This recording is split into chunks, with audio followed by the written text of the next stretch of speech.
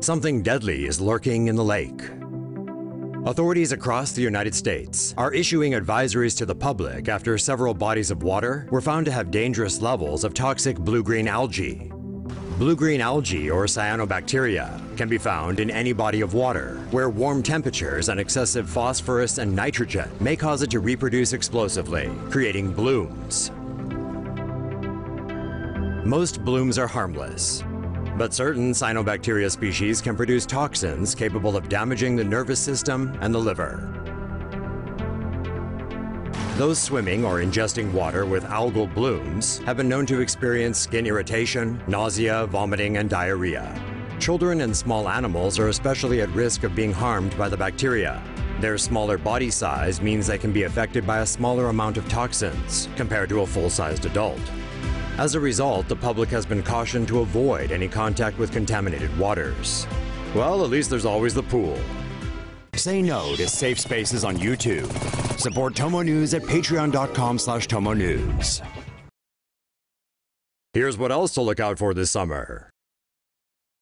Beware of the tick. Ticks are typically out from spring through summer and early fall, but 2017 is particularly bad, and here's why.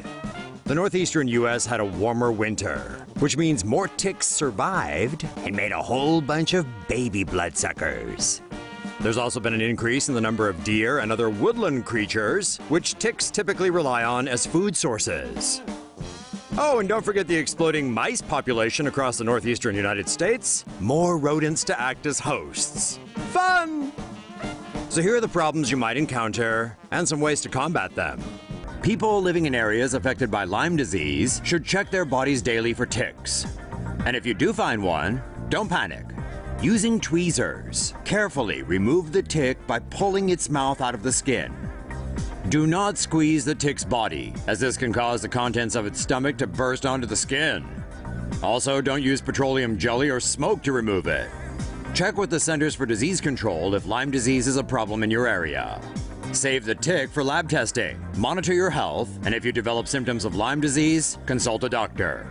The Powassan virus is a potentially life-threatening virus transmitted by ticks, including the deer tick. The virus can infect everyone, including children, teenagers, middle-aged people, and the elderly. Although most people will not develop symptoms, the virus kills about 15% of those who do. Meanwhile, some 50% of survivors will suffer long-term neurological damage. Others will experience symptoms similar to those of the flu, including fevers and headaches. Rocky Mountain spotted fever is a tick-borne illness caused by a bacterium known as Rickettsia rickettsii. Doctors think that Oklahoma woman Jo Rogers may have been bitten by a carrier tick as she visited Grand Lake in the northeast of the state during a vacation in July. 4 days later, Rogers thought she had caught a severe flu and was taken to hospital, where she was tested for life-threatening diseases such as West Nile virus and meningitis. When all the tests came back negative, Rogers' doctors decided to amputate all 4 of her limbs to stop the infection from spreading to her vital organs. The symptoms of Rocky Mountain spotted fever include a fever, rash, nausea, and muscle pain. It can be treated with antibiotics within 5 days of an infection. If you notice someone in your family or yourself displaying flu-like symptoms, do remember that it isn't flu season. It's probably a tick, so go see a doctor. Getting that glowing tan skin comes at a high price. With trips to the beach and the pool, fun in the sun is what summer is all about. That is until Helios unleashes his UV-filled wrath on those who neglect to wear sunscreen. Without sunscreen, the skin is at risk to a host of problems, ranging from a harsh sunburn to skin cancer. There are 2 types of UV rays that harm the skin, UVA and UVB. UVA rays cause skin to age. They penetrate deep into the dermis, where they damage collagen that makes skin elastic and smooth, resulting in wrinkles. UVA rays also indirectly damage DNA. They generate free radicals, such as reactive oxygen species, which in turn cause DNA mutations. UVB rays directly damage DNA and cause sunburn.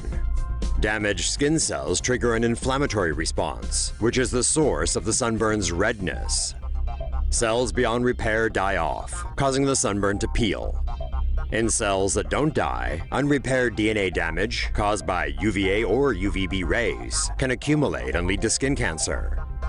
Sunscreen protects the skin from UVA and UVB rays. It contains UV filters, which form a protective barrier over the skin by either absorbing or reflecting UV rays. To increase its ability to block UV rays, researchers are currently working on adding antioxidants to sunscreen. Experts warn about the spread of the Powassan virus. Health experts are warning about the potential increase in the spread of a disease called the Powassan virus this summer. Warmer winters have reportedly increased the population of ticks, which spread the disease. The Powassan virus is a potentially life-threatening virus transmitted by ticks, including the deer tick. The virus can infect everyone, including children, teenagers, middle-aged people, and the elderly. Although most people will not develop symptoms, the virus kills about 15% of those who do. Meanwhile, some 50% of survivors will suffer long-term neurological damage. Others will experience symptoms similar to those of the flu, including fevers and headaches. According to the Centers for Disease Control and Prevention, there are no vaccines to prevent transmission of the virus or medications to cure it. Say no to safe spaces on YouTube. Support TomoNews at patreon.com/TomoNews. What you need to know about Vibrio, the flesh-eating bacteria. On June 23rd, 50-year-old Brian Parrott had to have his leg amputated after he contracted a flesh-eating bacterial infection similar to the one pictured here, known as vibriosis. The flesh-eating hook-shaped bacteria is called Vibrio, of which there are about a dozen species. The bacteria is known to survive in warm, coastal areas of brackish or salt water. Even the slightest of open wounds exposed to contaminated water allows the bacteria to enter the body. Species of Vibrio are also known to invade the body through the consumption of bottom-dwelling, bacteria-collecting seafood and shellfish, like oysters. If the bacteria manages to enter the bloodstream, it can cause diarrhea, vomiting, skin lesions, and death. Those with weakened immune systems are more susceptible to infection. The Center for Disease Control and Prevention estimate 80,000 cases of vibriosis develop each year, with roughly 100 resulting in death. The bacteria most commonly spreads during the summer months from May to October, with roughly 65% of cases resulting from eating contaminated seafood. The Texas Department of State Health Services claims most people who come into contact with the bacteria through open waters do not develop infection. Swarm of flying cockroaches descends on New York City. The summer weather always brings a buzz around New York, but this year's scorching hot temperatures are attracting more than just fun-loving humans.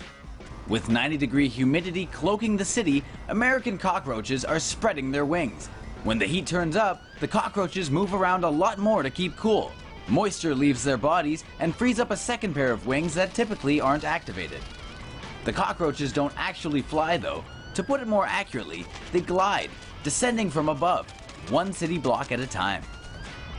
To the people on the ground below, it's hardly a welcome development. However it is that they're getting around, most New Yorkers still hate them all the same. Ah, the pitfalls of a city littered with refuse.